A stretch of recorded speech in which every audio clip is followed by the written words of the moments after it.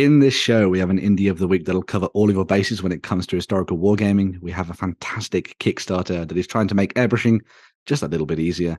And on top of all of that, you can win yourself a fantastic Italian starter army from store.ontabletop.com simply by commenting down below. Remember to comment, share, like, subscribe, and share us out into the wild world. And remember, the weekend starts here.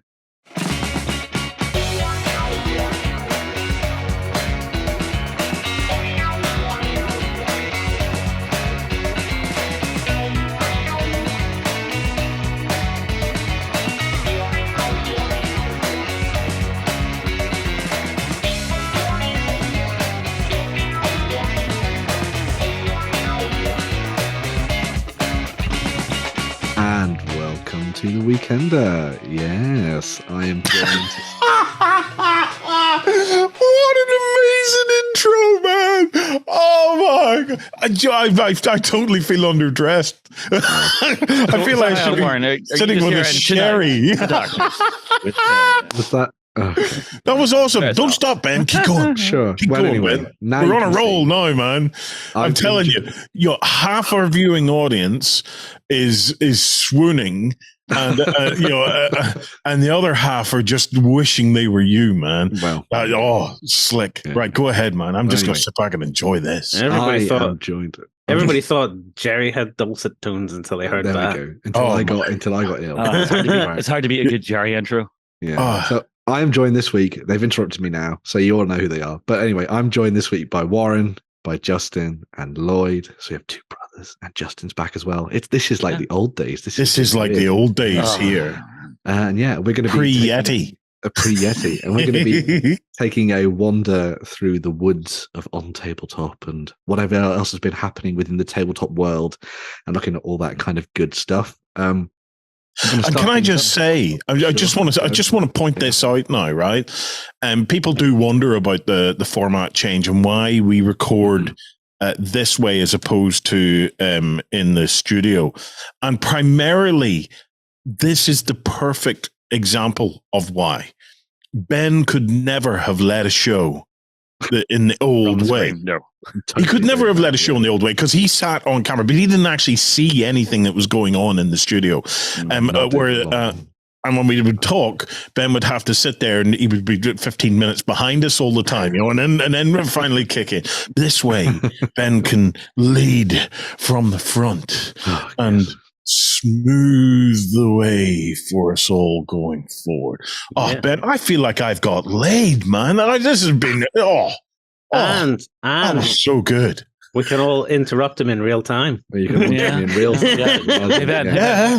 How you feeling about herding those cats? Yeah, Feel free to interrupt us all in the comments, folks. Remember to hit that subscribe button, smash that bell, and what is the other one? And the thumb up like thing. It's been a long time since you've been on YouTube, hasn't it? Yeah.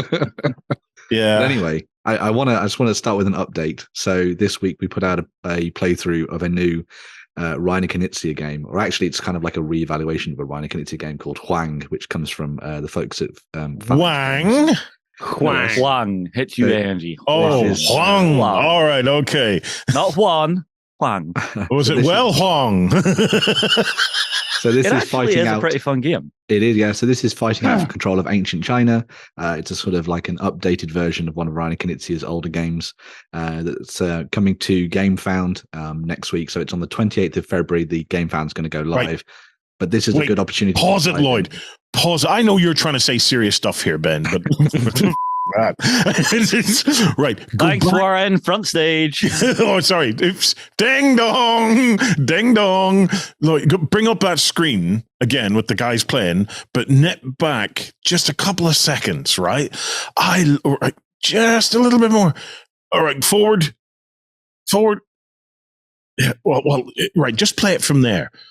Why is it every time John is in a video, he looks like he's about to kill somebody? Look at that stare. Here's the thing. Good grief. John is not a board gamer. Jeepers creepers, Justin. It couldn't have that bad an effect on him. He looks like he's about to commit genocide. I mean, I'm just saying it now. John has his hobby. It is his hobby. He loves his hobby. This is outside his hobby. Well, anyway, He enjoys playing. Anyway, everybody enjoyed playing a little bit of Huang this week, so make sure to go and check out that gameplay preview. It means that you can get a kind of handle on what the game's all about before the Game Found campaign comes out properly next week. Go and check it out. Phalanx do great stuff, and obviously it's got a massive name like Reiner Knizia behind it, so definitely go and have a look at that. So it's a massive Huang. I'm telling you, Ben, massive Huang. If you keep up with these sultry tones, me and most of the viewing audience will be playing with our Huangs all weekend. It's all I can ask for. Okay. What horribleness have you unleashed? I like the way you wangled that in there, Ben. Oh my god! This is going here. When you put it on the shelf, do you have to worry about the angle of the wangle? This is atrocious. This is atrocious. I love that we're getting all of these suspect keywords in the very start of our yeah, within the section. Yeah, it's great. Yeah. 5 views for this video. YouTube demonetized. Go. Cool. But yes, updates out of the way. Let's get into the real awesome, serious stuff. So, as Jerry would say, the most important part of the week, as Warren would also agree, the most important part of the week, we're going to be looking at some amazing stuff from the indies out there in the world. So, do you want me to do it, or are you going to go for it, Warren? Do you know what? I'm not feeling very well, mate. I've been down all week. I know you're not feeling very well either, but you're much more sultry than me. So please, sure. you do it, and I will just wang. So, well, join us for Indie of the Week. And the indie for this week is one that I searched through the annals of OnTableTop history, and I'm fairly sure we've talked about them, but I think we've talked about them in the news rather than them as an indie.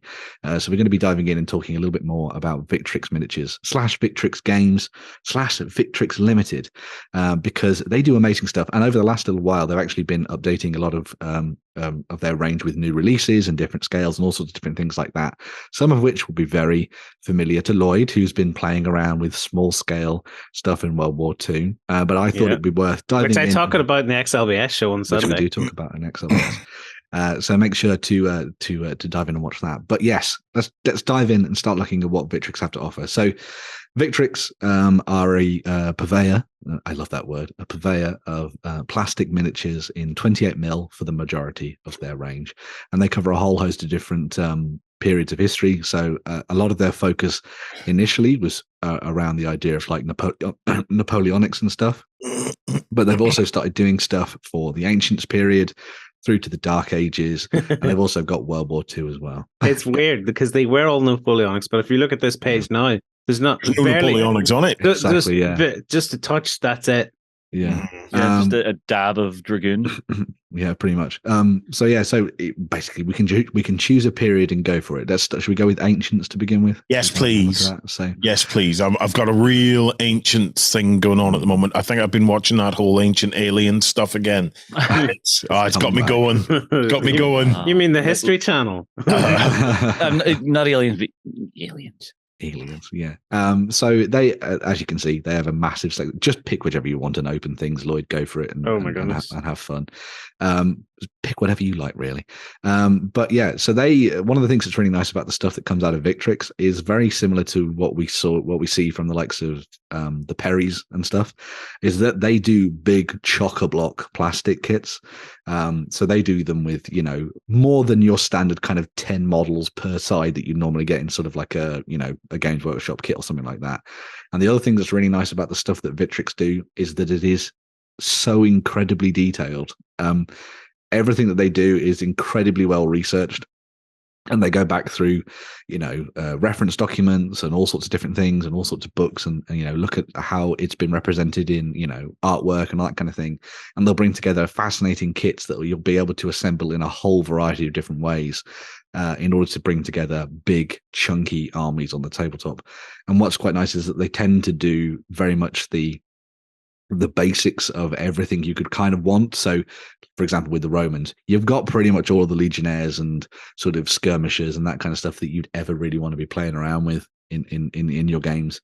And sort of hitting all of those kind of notes that a lot of people will like if they enjoy that kind of Hollywood vibe for their games as well. So hitting that kind of classic Roman look with the big square shields, just as the segmentum armor and that kind of thing, and the gladiuses, and then you've got the Goths and the barbarians and all that stuff as well. So it's a really nice little selection of stuff that I know a lot of people will pick up and use in their games across, a variety of different rule sets and stuff like that. Well, look, we've all seen Romans before. Romans. Okay? So we've done Romans. They're cool. They look like dwarves. They are cool. They're like Roman dwarves. I mean, look at that old dude in the back with the head on a stick. What on earth what is that product called? I got to have me one of those. The Celtic chariots with. They're not Romans then. They're Celts. That's why they look like dwarves. Well, there's Boudica. A Boudica as well, or a Bodicea. Bodicea. Bodicea. Or Andrea, as I call her. Right. Go back to the page with all of the options. Right now, which options? All the ancient options. Yes, all the ancient options. Right. Let's see if there's anything in here we've never seen. Right. So Balearic, the Greek archers and the Balearic stuff is pretty cool. Yeah, Balearic slingers. So they must be slinging their Balearics all over the place. So if you scroll down. There, see that big yellow Balearic slingers? He just looks like a boxer, really. Numidian cavalry? The Macedonian cavalry. That's kind of interesting. Keep going down. Let's see if they tucked away the really interesting stuff. So Germanic warriors, we know, because we unleashed hell upon them. The Iberian warriors are pretty nice as well, and the Carthaginians are quite And then there's hoplites, and then if you keep going down... There's the Macedonians and the Persians. So now we're starting to get into the whole kind of 300 Thermopylae kind of thing. Pretty much. And then we've got the Dacians. Mm-hmm. Keep going. No Israelites. Well, we're not done yet. Knights and stuff though. So we're not done yet. That's now we're done. Yeah. No, they we're did done. The box sets and stuff for Clash of Spears and things like that, which is quite nice. I have these guys. Have you got these Balearics? Yeah. Oh, that's a tiny picture. He has those very tiny, but you've got tiny Balearics, Lloyd. Yeah, because of Jerry, he bought me a Clash of Spears box set. He which did. Uses he bought you an Victrix army, stuff. hoping you'd play the game with him. Yeah, I have it half painted. Give me some slack. Okay. Yeah. I remember seeing a documentary where they were talking about them, and they actually found one of the, whatever the stone was they threw from the sling. Oh, the whoever had thrown it, yeah. We found one of their Balearics. All right, yeah, fossilized, yes. Well, the interesting thing was they had actually carved on the side of it, whoever slung it, take that. They were into pop music and boy bands even all the way back then. No, as in, take that! Oh, did I actually just get Lloyd to do a spit take? Yes,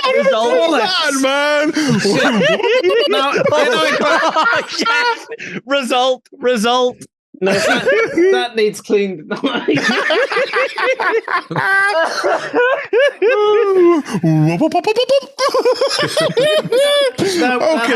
I have to clean that. And now we have a swish. And we're back. I mean, whoopsie. Yes. So, picking up where we left off. I just thought that was kind of an interesting thing. That the little Balearics, they found a Balearic, and on the Balearic was inscribed a boy band name that goes, okay, that's brilliant. That is brilliant. I think what's quite nice about interesting. That is that, for example, those two kits that we just looked at, so the Balearic Slingers and the Numidian Cavalry as well, that's Victrix filling in some of the gaps that gets left by a lot of things. So a lot of the time you'll think like, oh, Roman army's just made up of Romans, but in actual fact they had so many kind of auxiliary that fought alongside them and things, and so picking up those kind of kits is great for sort of sliding them in alongside your Roman army to essentially give you some interesting things to paint alongside your classic sort of Roman army, because at some point you're going to get a little bit bored of painting metal and red and gold, and so having the option to paint other types of troops I think is a really nice way to go. So this is what terrifies me about even considering doing a Roman army is everything is so regimented, everything is so uniform, even down to like poses and stuff, because a lot of times in like pictures whenever you see them ranked up, identical pose, everything's the same, might as well just be a clone of the same guy. Having to paint the same miniature maybe 50, 60, 100 times, I'm sorry, I cannot, I will not, I refuse. Well, one of the nice things about some of the stuff that they've done for some of their later kits for like the Romans and things, so like I think it shows more in the Dark Age stuff than the Romans actually, is that you get a lot of interesting pose poses and things in there as well. So, I mean, they've been designed so that you can rank them up or have them in circles or whatever and use them for Saga, whichever way that Jerry would prefer, essentially, which is probably squares.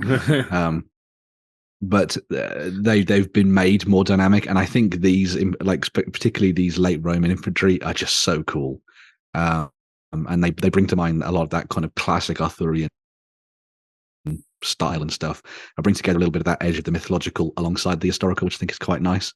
And it means that you can have a lot of fun sort of playing with the idea of like elite Romans, but also then going down the route of maybe being a little bit more personalized with your troops and the sort of how they come together, which I think is probably what you'd be interested in then, Justin, when it came to this. So you're not doing big regimented stuff, but you're doing slightly more loose armies and things at the tabletop. So there's more slingers as well. There you go. So I like the ones with the staff. Yes, I think that's very cool. Yeah. So the thing is, really, they are gorgeous miniatures. There's no doubt about it. Yeah. Right. Let's tick on a little bit. Right. So we're in the Dark Ages now. Mm-hmm. So that's our Vikings, our Normans, or Dark Ages is kind of Vikings is Dark Ages, isn't it? Yeah. So it's anything after the fall of it's everything after the retreat of the Romans. Yeah, from Europe, the Roman Empire, and then it ends with 1066 essentially. So more or less. So, but they have covered all of the bases. So you have everything you could need for playing out. Large Saxon armies, Viking raiding forces, Norman invading forces as well. Mm-hmm. And one of the nice things about this is that they've done them in different sizes of packs as well. So they do like the big, large Victrix size packs that they normally do, essentially. But then they'll actually do cut down versions of them as well. So if you want to just pick up maybe like a handful of units, maybe 12, 20 models or something, you can do that as well. So you can add them into Saga forces. But again, if you look at the detail on these, it's just phenomenal. I know that a lot of people are a bit weirded out by the chainmail effect that Victrix do, but I think it works quite nicely. I mean, as someone who just wants to have the effect of chainmail, I think it actually works pretty well. And you see that it comes out really nicely when it's painted. It'll be much of a muchness for some people, but didn't they change that because of all the moaning? I thought they changed it. Yeah, they did. They changed it for some of their models because they were a bit like, why is everything covered in beehive holes or something? A lot of people forget whenever you're seeing nice big pictures like this, you're looking for a 3-foot paint job when you're done. So you kind of need the detail that big to be able to pick it out. Look at that Viking army. Oh my God. So that is good, isn't it? It's very much one of these places where you can come, and if you want to get yourself a Saga warband, you can pretty much pick up everything you'd need from it from one set, essentially. So you get everything in one place. We're talking about Saga all the time, but there we go. We've got to get it in there somewhere because we have to use it as an example. Yeah.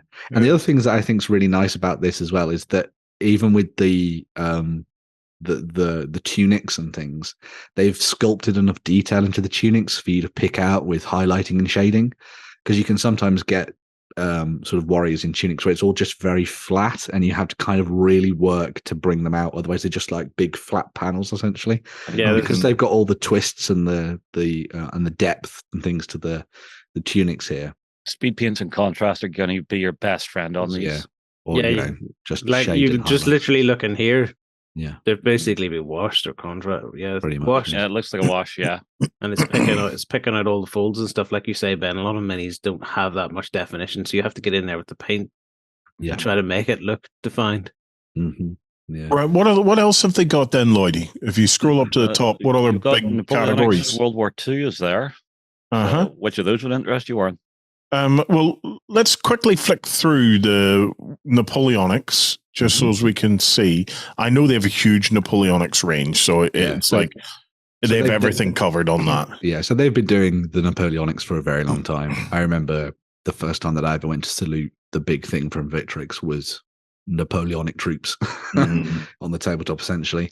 And that they've done everything that you could ever really want for building up the Brits and the French and everything else in between as well. So if you're looking to play out Waterloo on the tabletop, they've pretty much got you covered. And again, one of the, it comes with the same amount of detail that you expect from all the Victrix kits. The other thing that's really nice about Victrix, and it's something that I've seen a few other companies start to do now as well, is having dynamic horses. So one of the things that I've always had, there's always been a little bit of a bugbear with me when it comes to cavalry units. Is like it looks like looks like they're on parade, but it actually looks like they're properly charging into the heat of the battle, and you know, smashing through ranks of enemies, or chasing people down and that kind of thing. And that's what you want when it comes to Sean Bean wouldn't stand a chance against them. Exactly. Yeah. I don't care what square he goes into. Not I see. Surely there'll be some rundown building that he can sneak into. Yeah, probably, and just like whisper bastards. I was waiting for it. Yeah. Right, let's go to this World War II range then. Do we see? Yeah, so the World War II range is the one that's come out and been developed over the last year or so, maybe 2 years, and sort of come together very, very quickly. So they've decided to go with 12 mil as their scale, which I know a lot of people gripe about, but as Jerry has pointed out continually whenever we've covered this kind of thing, 12 mil is a scale that works with a heck of a lot of other stuff. So, it's not like you're going to be losing out to playing 12 mil, essentially. Yeah. But they have done large armies for the Germans, the Brits, the Americans. They've started work on the Soviet stuff now as well. So Shay will be happy, which is always nice. Soviets is the latest stuff. Soviets is the latest stuff. They're looking sweet. Oh yeah, they're looking good. I think I might have a look at some of this from my train layout that I'm doing. If you haven't seen the XLBS, I'm looking at a train layout in around the sort of scale that you could play Flames of War on.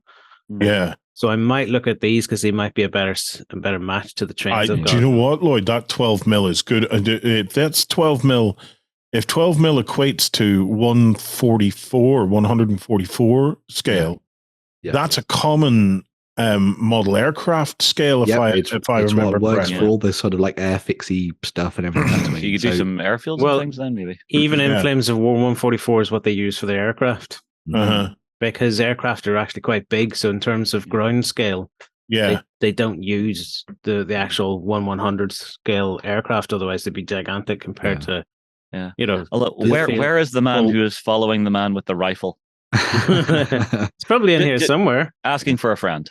The other thing that's really nice about this stuff again is that it doesn't sacrifice on the detail. It's still Victrix levels of quality. So they've gone in and they've been like, well, we're going to make troops in 12 mil, but we're not going to give them big head, big hand syndrome. We're going to make them feel like the proportions do look better on these. Well, different on these. I'm not going to say better. They do look a bit more. And they're a little closer to true skill. Yeah. And you get a lot in the pack. I mean, you get a lot of them. That's 30 quid, and you get like enough basic. Hold on. 184. That's like a full 184, man. Yeah.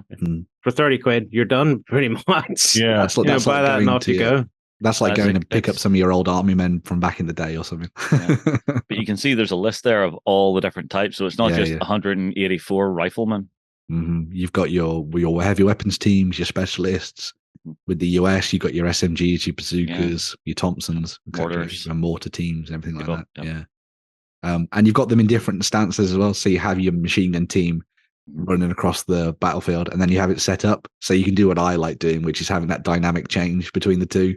So you have them running along, and then when they're set up, you change the models out for the other ones where they're all set up. I think it's quite nice.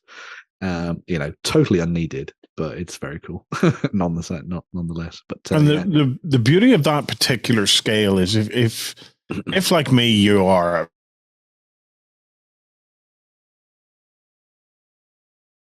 could do a World War II airfield. Hold on. What were you saying? Because you cut out there for a minute. I was saying you could do a World War II airfield. Yes, you could. And stick like one of the Avro Lancaster bombers and stuff on it, as a real centerpiece, with your Spitfires or Hurricanes or whatever all lined up. With your aircraft hangars, your 10 huts and stuff like that there, I think it'd be amazing. I just think it would be, you could do the whole Operation Sea Lion kind of assault on. You could do, coming in on the south coast of Britain. Just need a dad's army in 12 mil, and then away. Right. Let's move on. I want to look at one more aspect of the site, because I had noticed that it said something like modeling or something up there on that menu. I don't know if there's anything in there, but it's if we can have a look at that and see. It's mostly bases. Yeah, so they do a bunch of bases that you can use for your armies. But if you scroll down, the things that I really like are the skirmish movement trays. Sabats. Yeah, so it's easy enough to get your hands on those. They're a thing that a lot of other companies make and everything like that. But I think in games like Ancients and stuff and Dark Age, where you potentially are moving larger forces of men, picking up some of these to go with your Victrix stuff, I think is probably quite a good idea. Especially if you want to delineate between kind of big ranked up forces of Romans and then a set of skirmishers at the same time, using stuff like this is quite a nice way to go. But yeah, it's not a massive thing, but it's a nice little sort of addition that they've thrown in there as well. They also do like all the transfers. Ooh, 20 mil round bases. This works for me. I must have a look at this. There we go. Oh my God, we found something. Lloyd can do some shopping. Better than your 3D movement trays. Yeah, better than 3D movement trays, that's for sure. Yes. Well, sandwich. There we go. I like that. Cool. That is our indie of the week. We are going to take a swish, and when we come back, Ben will be taking us through the news. Coming to you from the center of Northwestern Europe. Covering board games, war games, card games, and all that you love. It's the news. And back to dive into the news. We're going to be starting things off with a little bit of lovely community awesomeness. So as you'll know, recently we've been diving through pretty much everything Blood and Plunder. We've been unboxing, we've been doing painting tutorials, we've been doing all sorts of different things. We've had the vlog where Justin's been showing off his awesome troops, and we've been planning out games and all sorts of different things like that. Well, over on Blood and Pigment, which is a site dedicated to Blood and Plunder, they are running a new painting competition for the next couple of months, focused on getting stuff ready for their Summer of Plunder, which we're going to be, talking about as well as we come up close to it as well, because we like seeing what other people are doing. So the purpose of this painting competition is that you can paint up anything. You can paint up characters, units, ships, entire forces.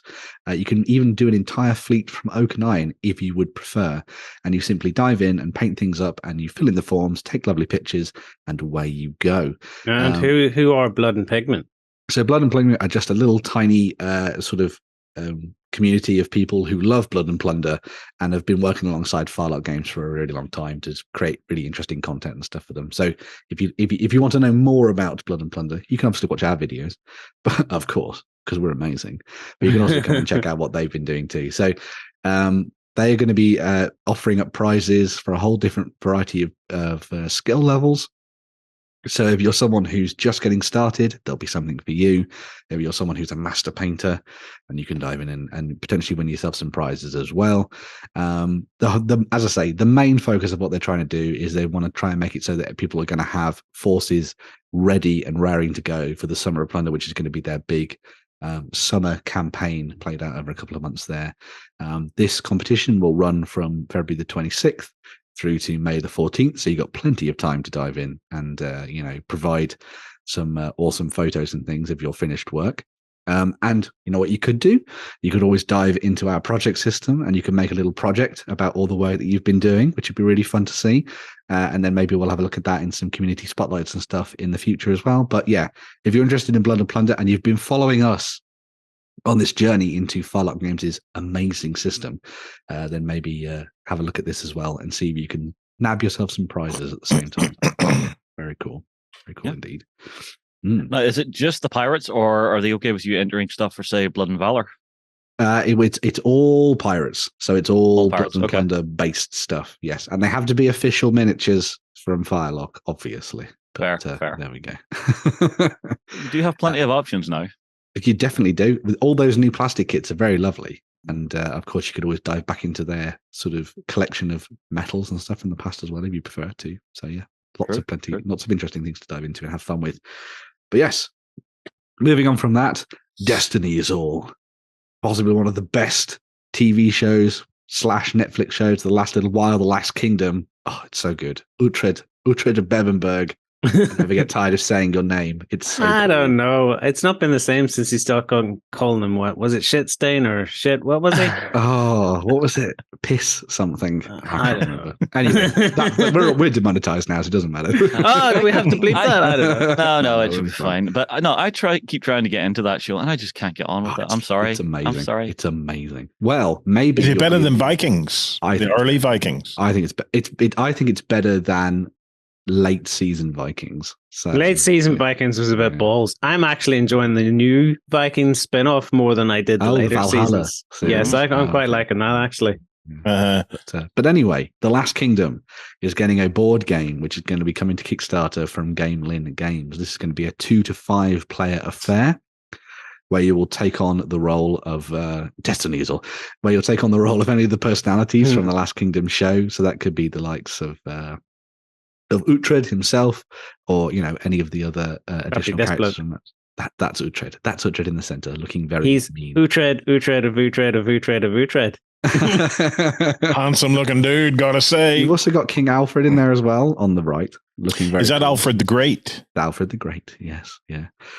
So you'll be able to dive in and play as some of these different characters, and the focus of this is that you're essentially trying to be the ones that come out on top after 2 big rounds of play. So what will happen during gameplay, from what we've learned so far anyway, is that you will plot and scheme with a hand of cards in order to try and win control of each one of the 5 different areas each round, essentially.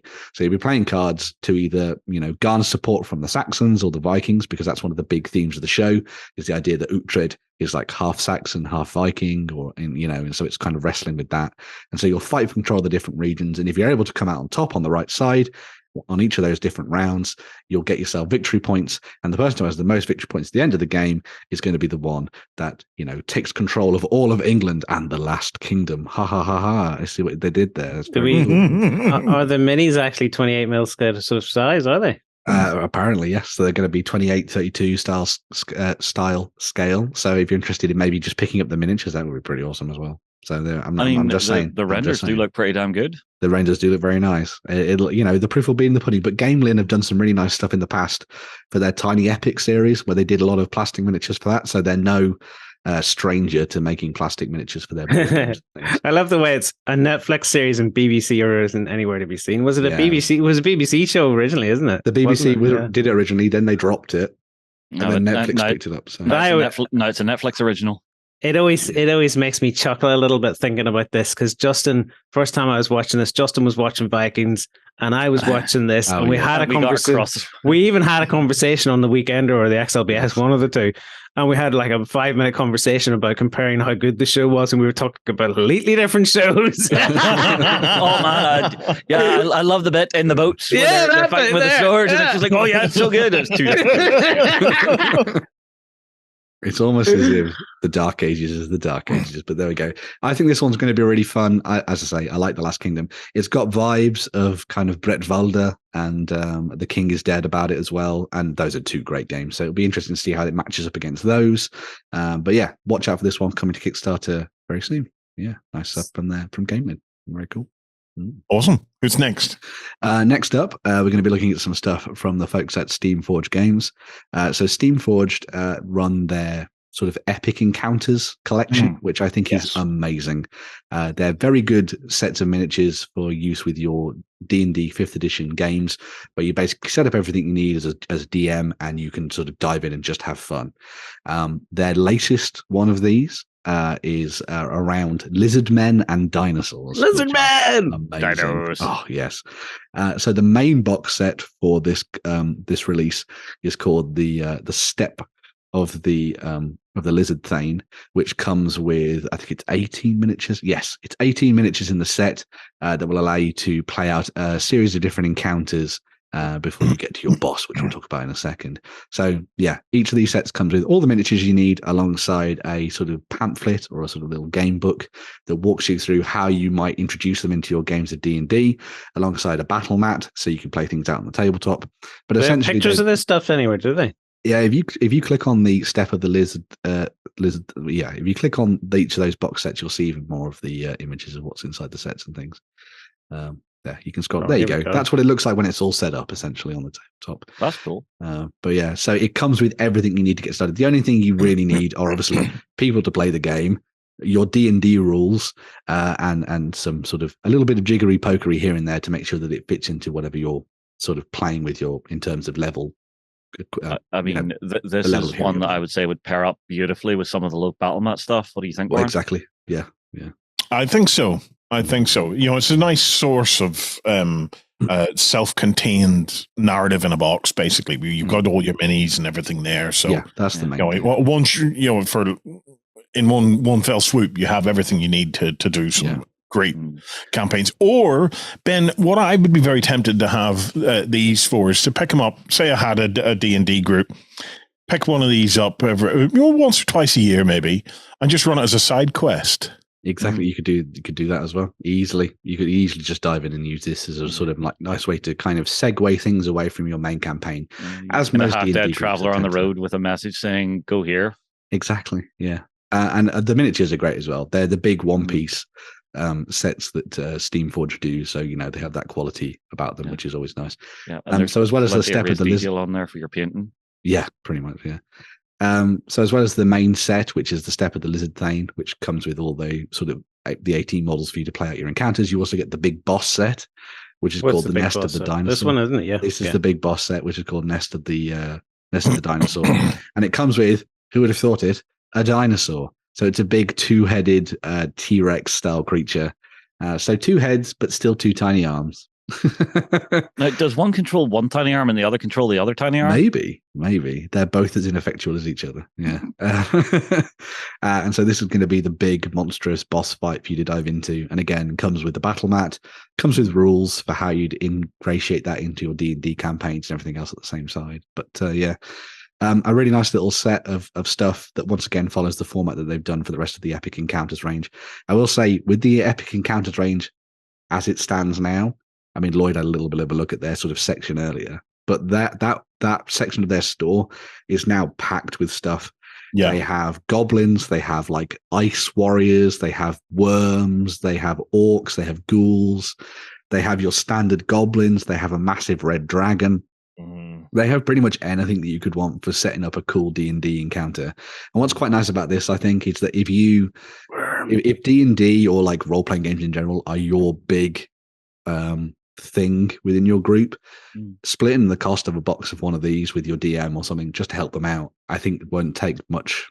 It would be great split amongst like 4 or 5 of you. And that big dino one would be perfect for our group at the minute, because one of the guys in the group has actually tamed a dino.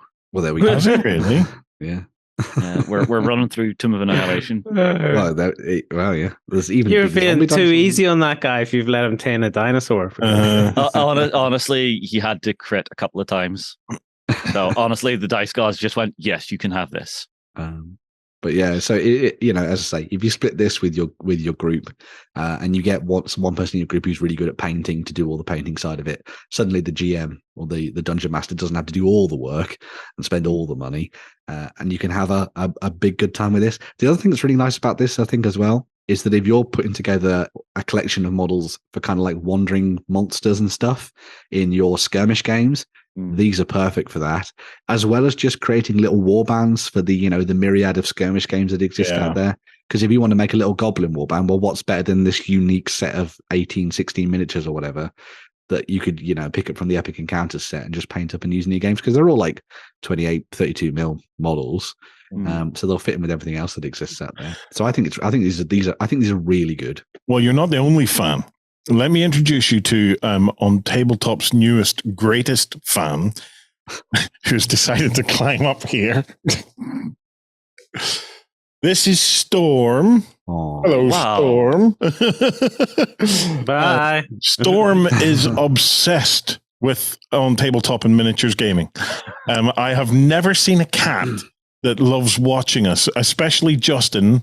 I think she thinks your mouth is a mouse or something, but she just adores it, and constantly coming up and looking at the miniatures on my screen and stuff. So that cat is a total war gamer at heart.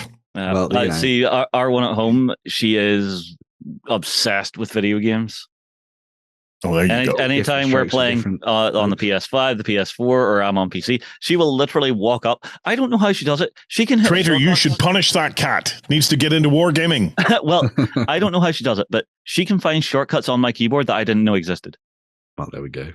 There you go. The cats are the real masters. Who's next, Ben? Talking of masters, we have a couple of new sets that come with some masters in them. For Malifaux. So Malifaux is constantly expanding, and we always talk about how that we should dive into doing a little bit more of this. I know that when Free was with us, her and Jerry were thinking about doing some stuff like that. So hopefully, if there's something that we'll crack into later in this year, that would be pretty cool. But so there's going to be 2 new starter sets coming out for Malifaux. One of them is based around the Arcanists, and the others around the 10 Thunders. They follow the same formula as the previous starter sets from Weird for Malifaux. So they come with pre-assembled plastic miniatures within each set. So you're not having to worry about the fiddliness that sometimes comes with the Malifaux kits. Although if you've been working with any of the more recent 40k or Warhammer Age of Sigmar kits, you'll know that fiddly is not necessarily an issue. But yeah, so they all come with pre-assembled miniatures in them. You also get all of the markers, the fate deck, the widgets, and everything else that you need for playing the game. I think one of the best things is getting that awesome themed deck, that fate deck for use with Malifaux, so you can dive in and have some fun with that. So yeah, some really nice little options there for 2 new factions for you to dive in and play through some Malifaux. If you've not heard of Malifaux before, it's definitely one of those skirmish games that I would recommend going and having a deeper look at. They have a new edition out that's been out for a little while now, but they have been going through all the different factions, providing people with loads of different options for start sets. They've got lots of expansion content out for it as well. They also have a role-playing game called Through the Breach. There's a new book coming out for that's also going to be landing in March alongside those two new start sets. And there's also the other side as well. So the other side was Malifaux is set within this strange world on the other side of portals where they're trying to, get all the different resources from the creatures on the other side. And then on the other side, that's kind of within our world. So it's kind of telling a sort of like twisted version of our own history at the same time. And it comes with amazing models in that as well. And they've done a really nice job of kind of connecting all of that tissue together to create some really interesting tabletops and stuff.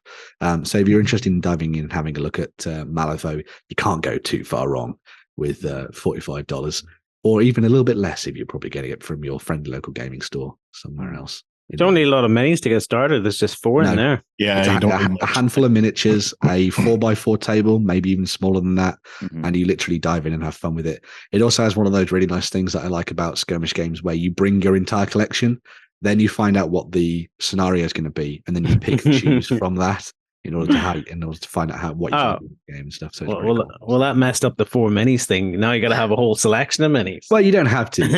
You can start out with 4. Starting out, it's like playing Magic the Gathering. If your starter deck versus starter deck, you should be pretty okay. Yeah, but it's one of the things where I'm sorry, go on. Sorry. Well, one of the key aspects of Malifaux that I have always adored is the ability to remove some of the randomness, getting a bad roll. Yes. Being able to swing the fates towards what you want to happen a little bit more. Cool. Yeah, which always makes a more engaging game for me anyway.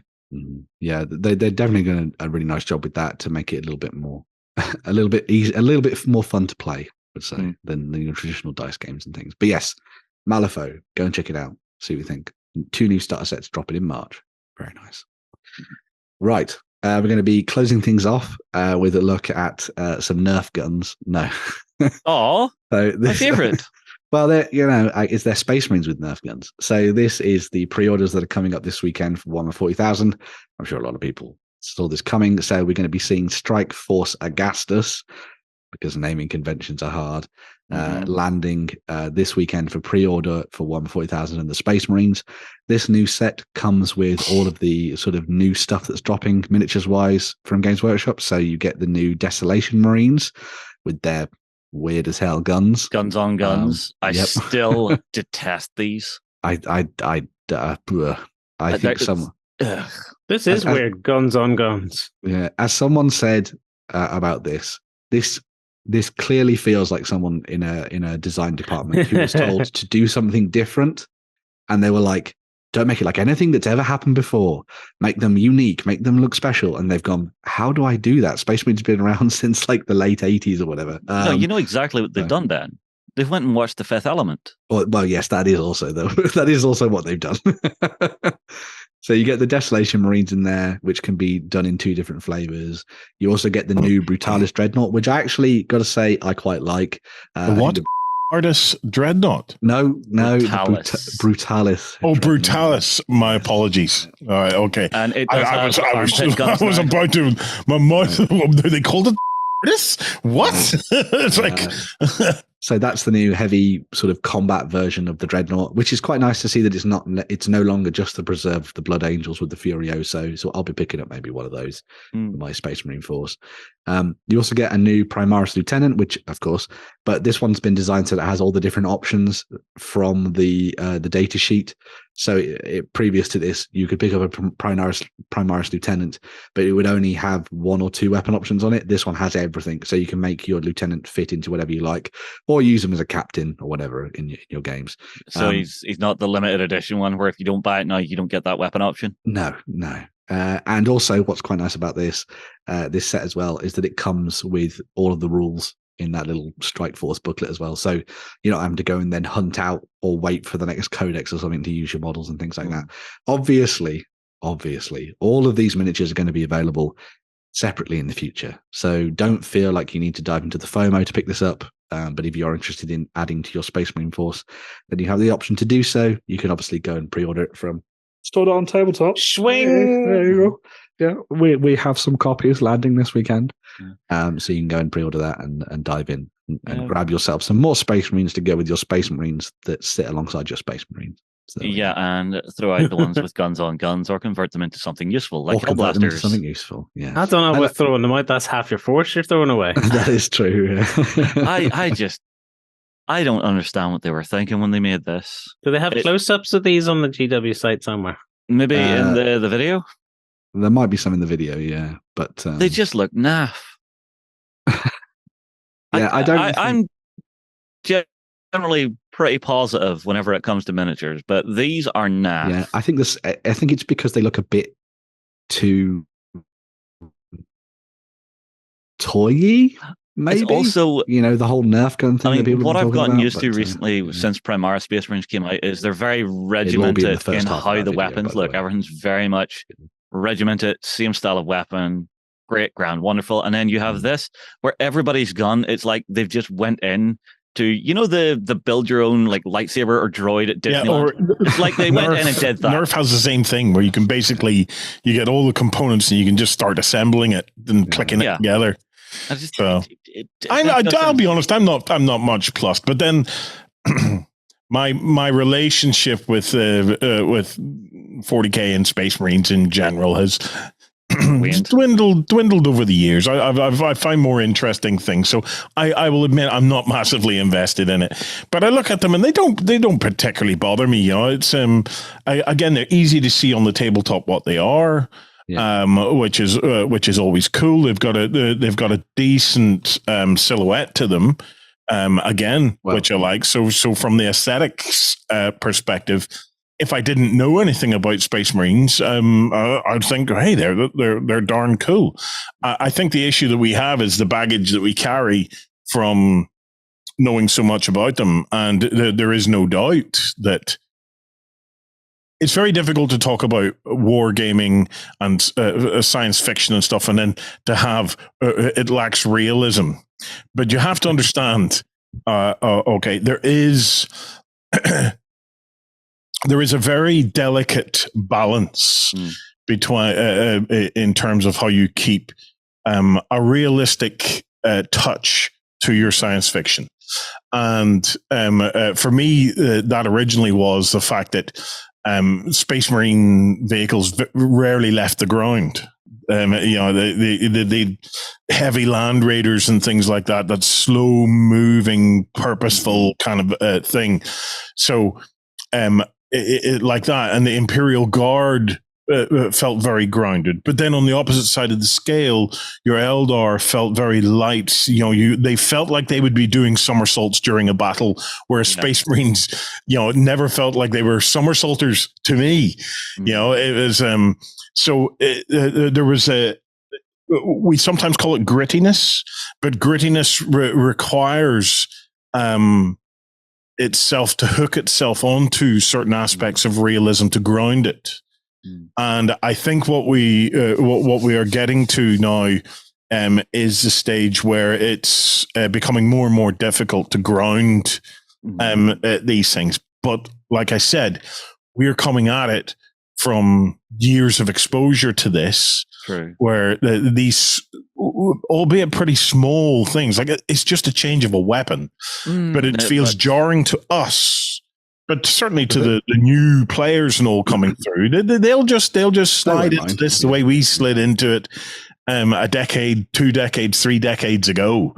There's also a potential rules pitfall as well, where a lot of those, because they're not all the same weapon, you could have a unit where you maybe have 3-4 different weapon profiles, which is just going to slow your game down trying to work. Yeah, but we've always had that in 40k, Justin. But the worst offender for that was the repulsor, because you had 7 different weapon systems on there that all had to be rolled individually.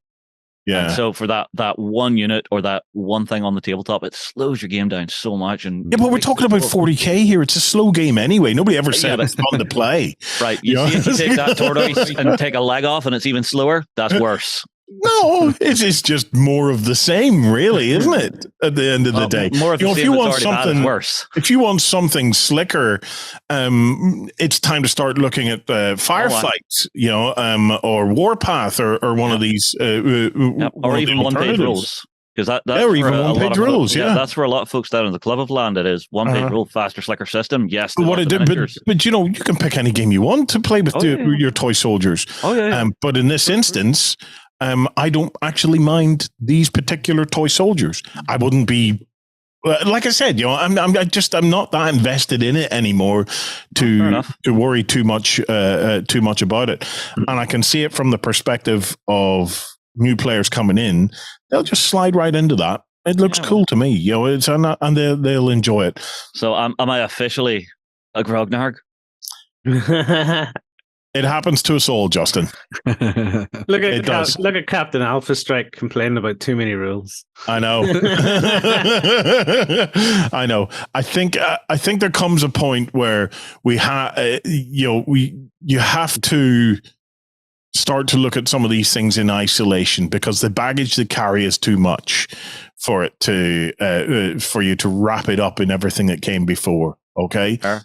But here, you're only going through what I went through whenever Space Marines started to introduce these flying tanks and stuff like that. I never liked the land speeders. I thought the land speeders were crossing the line, for goodness sake. And then these repulsor tanks and things like that coming through. That was a bridge too far for me, man. But land speeders were great because they were always very fragile. Although there was one character who had a jet bike, but that's one character. It's rare. Well, you can narratively look. That these things exist within that universe, so you can make the exception there. You can say, "Oh, he's coming through on this thing and he's captured or whatever." That's great. But what I always loved about 40k was what made each army different from each other.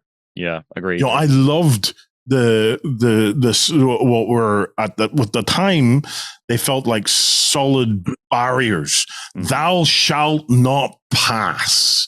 This is your remit. This is your lane. You stay in your lane. Yeah, and I like that because I like that because that was the challenge. That was where you went with that army. But I think what you have is a bunch of dwarf players who are saying, I don't want to stand back and shoot. I want to be able to get in and do somersaults and stuff like that. So they create elven dwarves.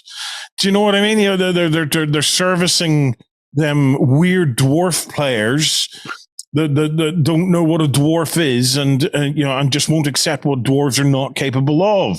Ben, how do you feel about this? Well, I made a confession. I think was it last week that I actually quite prefer elves now. So. Oh, he's crossed the lines. Yeah. See, we're all changing, man. We're all changing. I got my box of Kroot coming in. I'm just waiting for to be able to field a proper Kroot army. You can now. You can. Lloyd, you're going to be waiting when I say on when that, second edition Dark Eldar players. Yeah, and realize when I say waiting, I mean waiting for me to paint them too. Oh, okay. Fair enough. They're ordered and they're bought, but they're not painted. Well, but there we go. That wraps us up for the news this week. Mm-hmm. I think it's time to check out what the shiz is in the 3D printing world.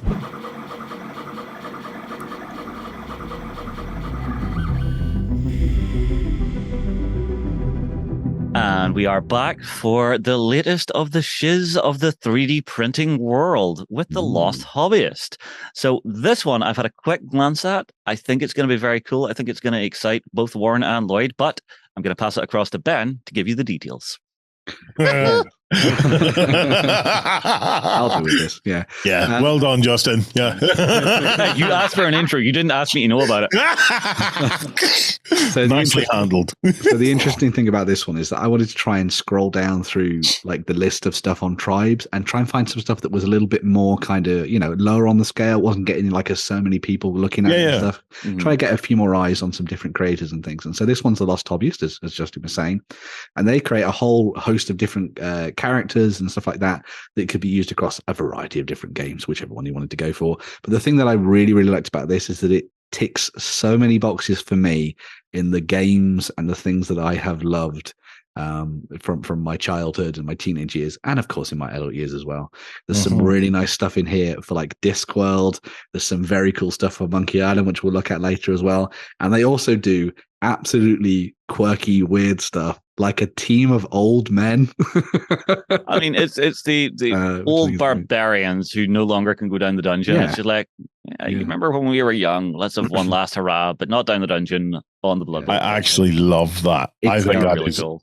They've essentially taken Cohen the Barbarian from Discworld and run with that as what they've got as extended family. They've got basically his extended family of old geezers rolling around the tabletop. Have you noticed just how long these loincloths are? They have to be, don't they, really? I'm guessing something maybe sagging. Yes, pendulum. They're like, oi, that's the wrong ball. Do you know what would be hilarious when you painted them? Or if you could make the adjustment before you 3D printed them to have a little bit of stitching. So it looks like the loincloths have had to have bits stitched to it to extend the length of it over the years. So hang on. That's the con beard. The thing that's quite interesting about all those shots is that they're from the front. You don't know what it's like at the back. So. Here. If it's not as I expect, I don't think it would be too much to take a bit of green stuff and stretch it out. Be like bad grandpa style. But it's just it's a quirky little collection of things that I think a lot of people will probably miss because, if you click on a tribes page on my mini factory and you start to scroll down through, it's unlikely you're going to be scrolling all the way to the bottom and stuff. But seeing something like this, where it's getting maybe a handful of people looking at it every month via Patreon or via tribes, this stuff's amazing, and it'd be great for creating really unique stuff. Love this. Obviously, we've already seen an amazing, unique fantasy football team there for a bit of Blood Bowl. This is suddenly a great new set of essentially goblins for you to use in Blood Bowl, but you could also use them for an army as well if you wanted to. I have one with his arse hanging out. I have one seen. I was going to say I have once seen a blue moon. I like these as like angry Smurfs. I think Although, why is one wearing a helmet with the wee Scottish hat on top? Oh, there he is. Yep. Because he has to rep the stereotypes, doesn't he? So. But yeah, I think they're very cool.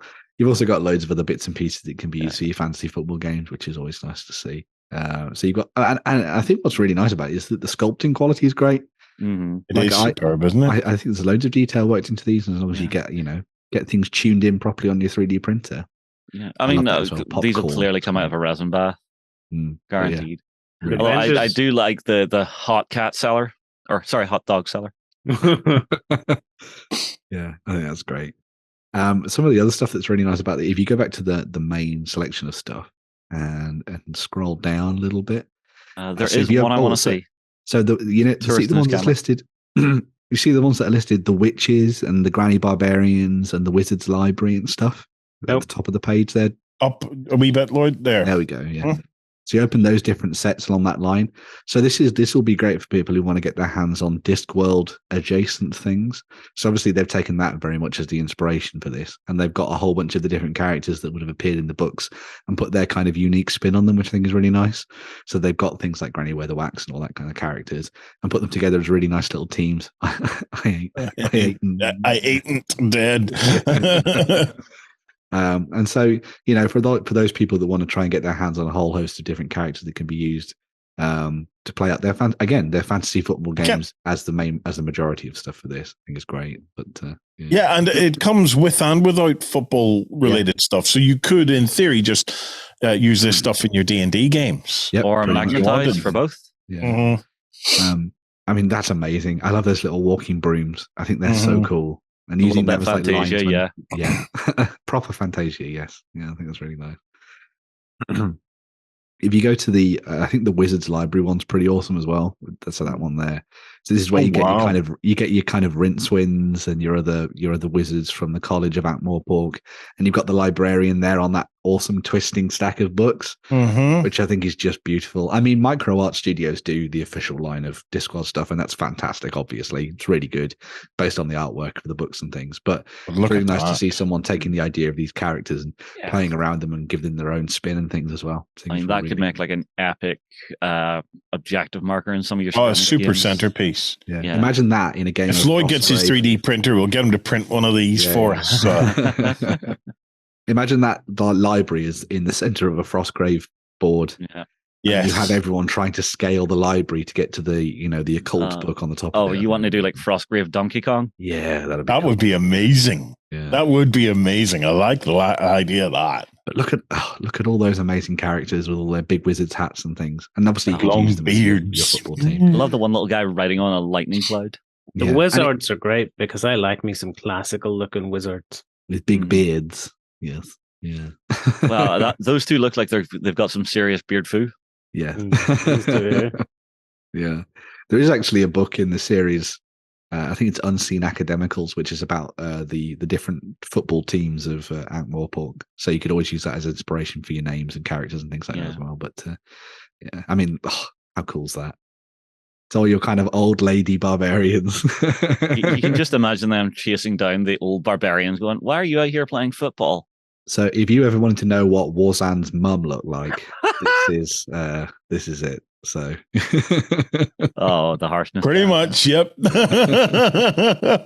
Barbarianness runs in the family with yes. So, yeah. Which one did you want to see, Justin? The tourist and his camera. So at the start of that row. So second row down, first one in. Yep. Yeah. This one I think is just a really funky little fantasy piece where he's got his selfie stick, but it's just a wee goblin up top just painting furiously. Yes. There was some kind of candy skull looking ones there, Lloyd. If you scroll down a little bit, do you see the skeleton cheerleaders? I'm interested in what's going on here. So there's puppets, there's cheerleaders, and there's undead sea skeleton stuff. Yeah, so do you know the candy skulls that are the Mexican Day of the Dead kind of look? Yeah, with all the little colored dots and stuff. They'd be amazing painted up like that. Yeah, that could be a lot of fun. They've taken a lot of cues from kind of Discworld-y stuff. They've also taken a lot of cues from the kind of point and click adventure games. So things like Monkey Island. I mean, if you got some like Aztec style Camry, perfect cheerleaders. Day of the Tentacles also been featured here as well. That if you know Monkey Island, then you'll know that character at the bottom who tries to sell you things all the time.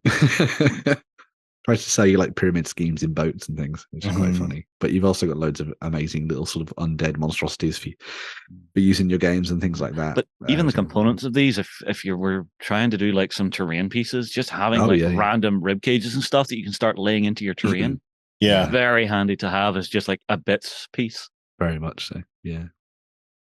Wow, you don't often get undead sharks. That's amazing, isn't it? Yeah. It is amazing. What a flipping awesome find, Ben. Go back to the main thing, Lloyd. There, do we see? I really like a wee bit. So what have we got here? Then we have pirate characters. So you've got like Guybrush Threepwood and all those different kind of characters. And Hunter of the Cursed Totem is in there as well. So Oh, the undead pirates look amazing. Yeah. So if you wanted to do like a fun little skirmish game based around LeChuck and the Curse of Monkey Island, then you could do that with all the different. Oh, Justin, done. do you remember? Do you know the way you were going to paint me a pirate army? Blood and Plunder. This is Warren of the future speaking to Warren of the past, which is going out in the future, but not in the past. Do you know the way you're going to paint me a pirate army for Blood and Plunder? There's something you're into. Could you do these? If the files are got and they can be run out, I'm happy to do some skelly bobs for you. And I would love an undead Blood and Plunder army. I think that would be amazing. Okay, I can do you a 100-point list. Somewhere Jerry has thrown his incredibly accurate historical rigging in the bin and just why do I want this? If you watch the vlog, there is nothing historically accurate about the way I have put my force together. It'll be Mike going like, no. Because when he was over, I was like, can I paint these all green as ghosts? Right. Mike from Firelock. You'll do that, and he's going to rock in and just be like, open up the last two, Lloyd. There, mode. Yeah, Hunter of the Cursed Totem and the Warbirds. I want to see the robot fantasy football as well. Look at those. Oh, did they go with your recruit army, Lloyd? Little chibi chocobo. They're very chickeny, but I suppose. Well, Crude are very chickeny, Lloyd. They're not this chickeny. Oh, a moment's silence for the man that was murdered by a chicken there recently. What? There was a guy who was murdered by a chicken. So what happened was... I don't believe you. He took in a murderous chicken because it was violent, right? So he took this chicken in. Right. Now, from what I can gather in the news report, the chicken attacked him, okay, and savaged his leg or something, and he bled out, right? So hang on, this thing flaps up and goes straight for the vein on the inner side of the leg. Just this chicken knew what it was doing. It was murderous chicken, Justin. So the chicken was eating. Sure, this isn't an episode of South Park.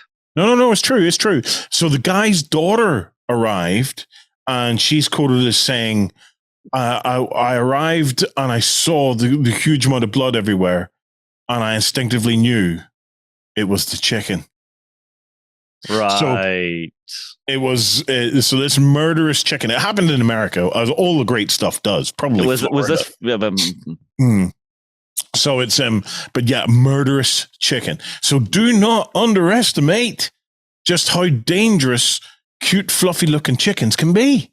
Or people from Florida, apparently. Well, I say Florida. It may not have been Florida. I think Bill Bailey actually has a chicken that he's scared of, and he has to lock the door to his garden because he keeps trying to attack him. It's one of those like Chinese fighting ones. Dude, he rescued. I'm telling you, man, it's like. So he has a war veteran chicken with PTSD. Yeah. Justin, I'm telling you, man. Like I know that your greatest fear is the mammoth, but I'm telling you, man. I like mammoths. The chicken. Well, they are dinosaurs in disguise, after all. Exactly. That is true. Exactly. Yeah. Right, so go back, Lloyd. Go back to the warrior chickens there. They would look amazing in your Crute army. Wouldn't they? No. You could have Crute riding around on the back of them. Shut down. I mean, you see, if you wanted to do them, paint it up a little bit demonic for your Malifaux, as like some of your, counts as for some of your gremlin-y stuff. Yeah, that'd be cool. I like that. You can do some really nice wet blending on them. That'd be nice. Justin, add them to my pirate army, okay, as rabid dodos. I don't think there's rules for that. You'll need to speak to Mike. All right. Oh, okay. You want me to do right, so go to the hunters. Yes, this one.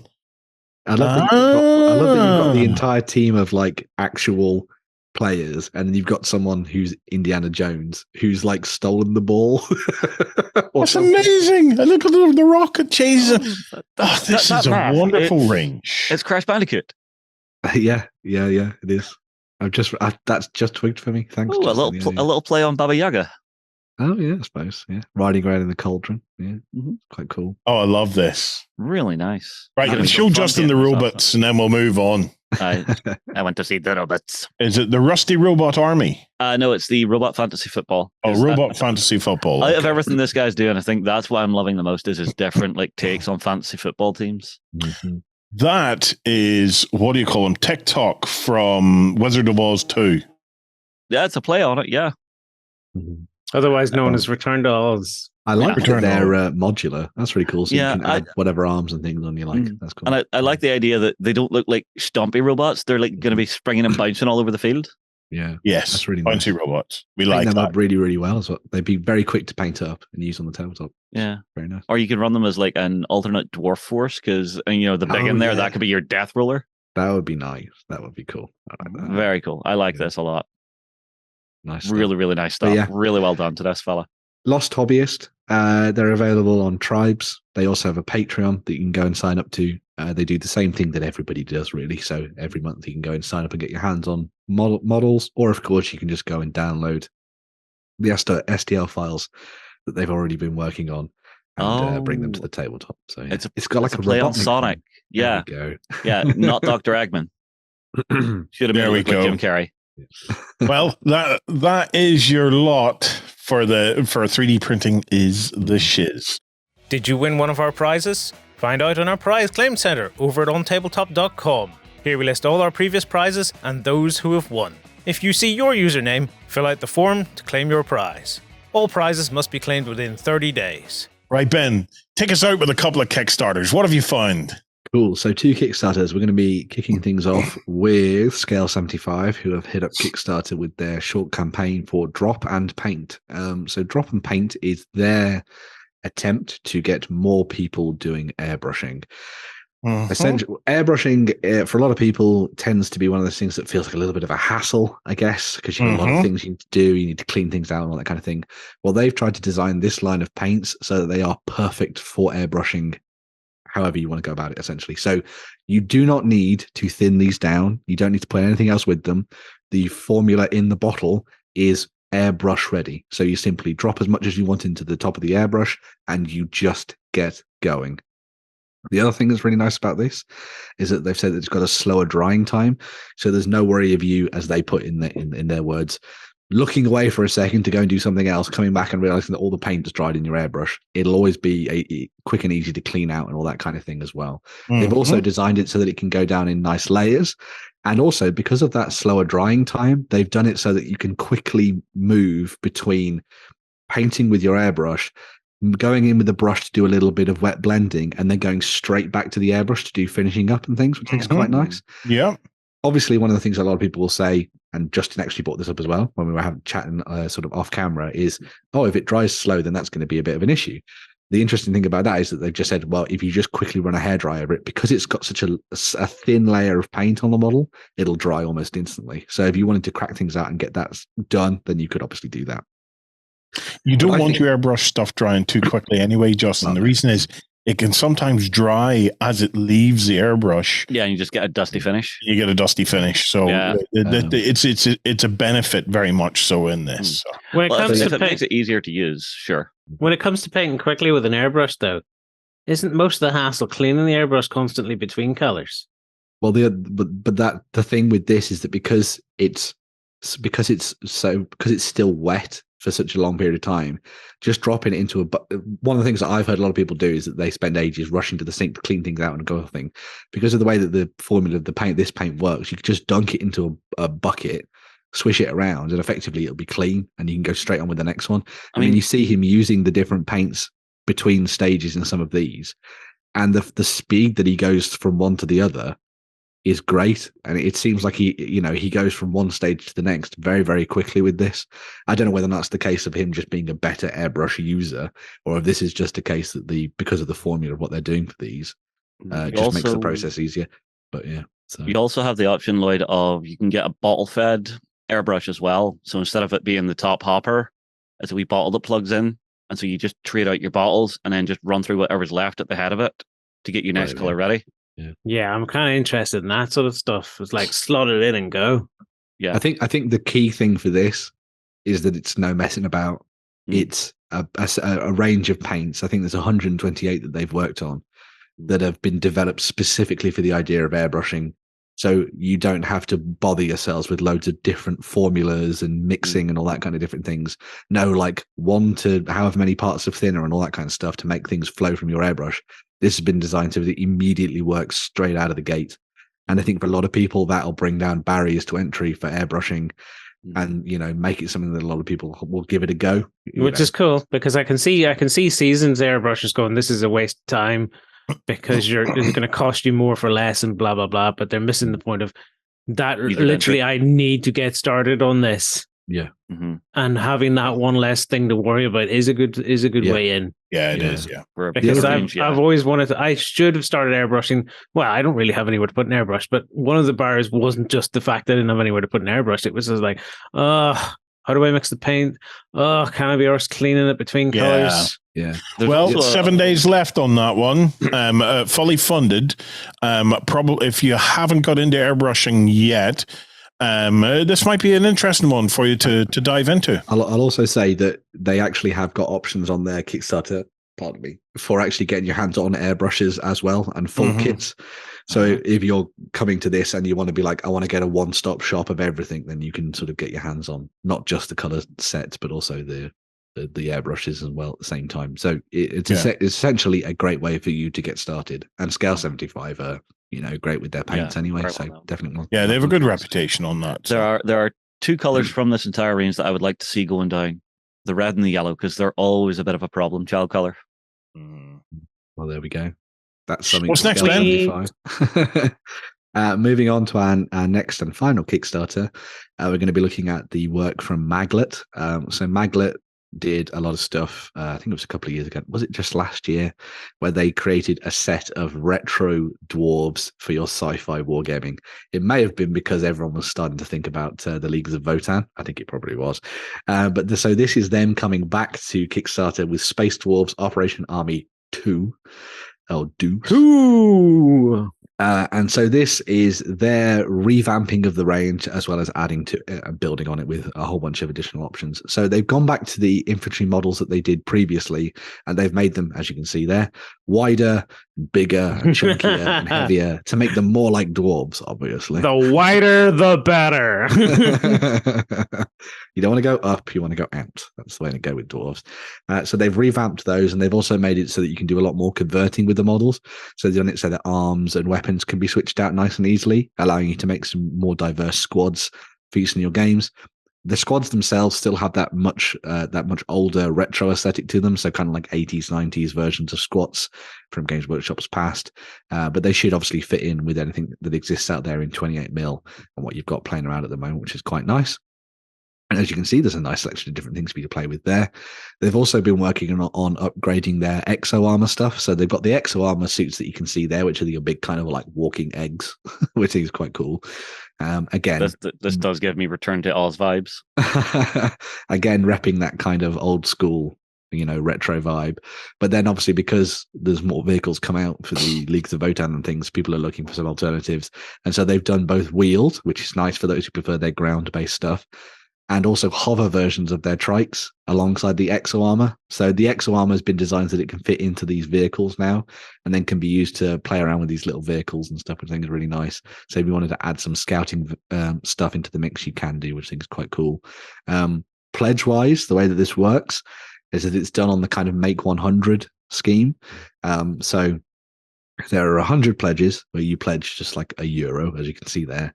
But then once you've done that, you then use the add-ons in order to pick what you want from the different sections. So it's very much a kind of like dive in and just choose what you want and grab bag kind of thing. And you'll be able to add things to your basket and sort of create your own army and things. As of the time of filming this, there were like 42, 41 places left as part of the Kickstarter, and there are 3 days left for you to get involved with this. So there's still plenty of spaces for those people that want to dive in and get their hands on the models. When it comes to materials and stuff, it's all going to be done in high quality resin, so you're not going to lose any of that detail or anything like that. You may have seen some stuff that was, I think Curious from OnTableTop had actually painted up some of these. I think it was Curious, or was it Piers?